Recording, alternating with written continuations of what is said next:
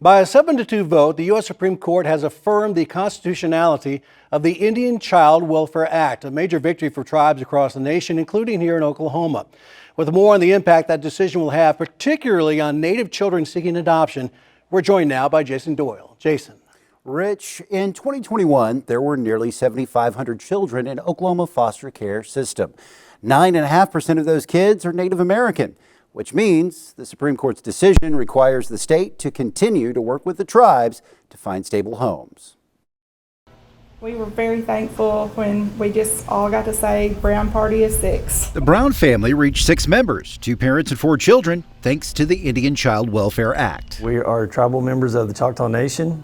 I'm a tribal member, and we went through Indian Child Welfare to go through the process of fostering to adopt, and that's how we started. Chris and Sherry Brown found out after their first child was born they could no longer have children.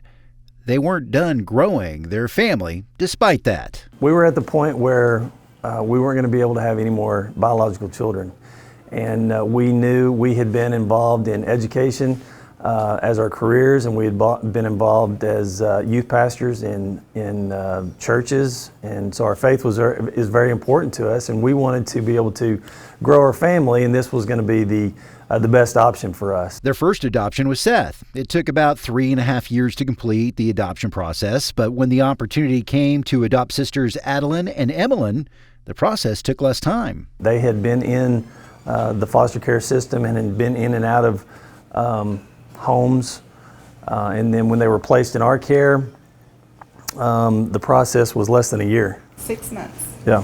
Who's the best cook? My mom. Your mom? Yeah. What's your favorite dish from mom?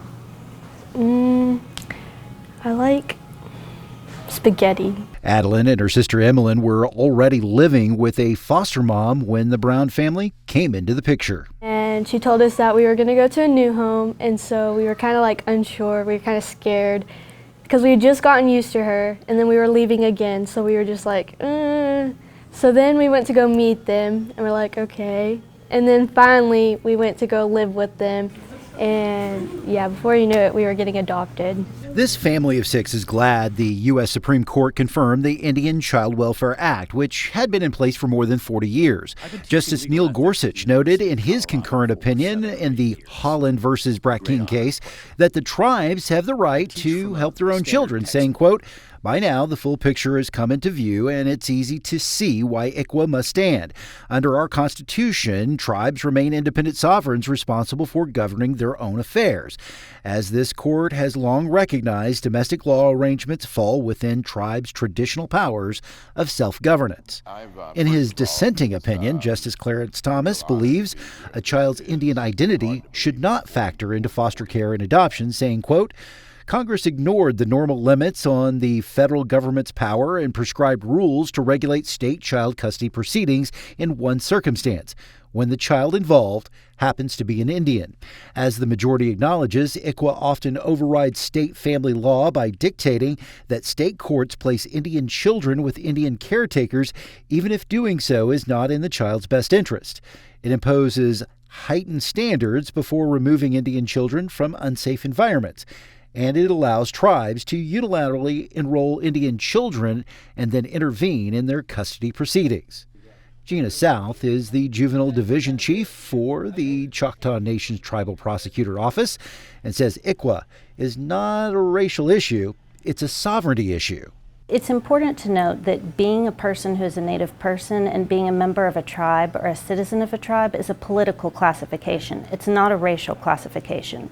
When you're a member of a tribe, then that is a political organization that you're a group of, and you happen to be born into that group. She believes getting a Native child into a Native home leads to a greater success rate for those children who come from an unstable home. It's not that we're trying to exclude somebody. We're trying to do what's best to help that specific child succeed with their own personal identity, and they grow up and they can be a whole, complete adult, knowing their heritage and understanding where they came from. These kids are in the most unstable time of their lives, so providing any form of stability, culture, similar heritage, that weighs a lot. Oklahoma Institute for Child Advocacy CEO Joe Dorman supports the ICWA decision and says from what he's seen, DHS and the tribes are working toward the benefit of children. You've seen great improvement with the relations between the state with Human Services and each of the individual ICWA offices with the tribes here in Oklahoma. Those sovereign nations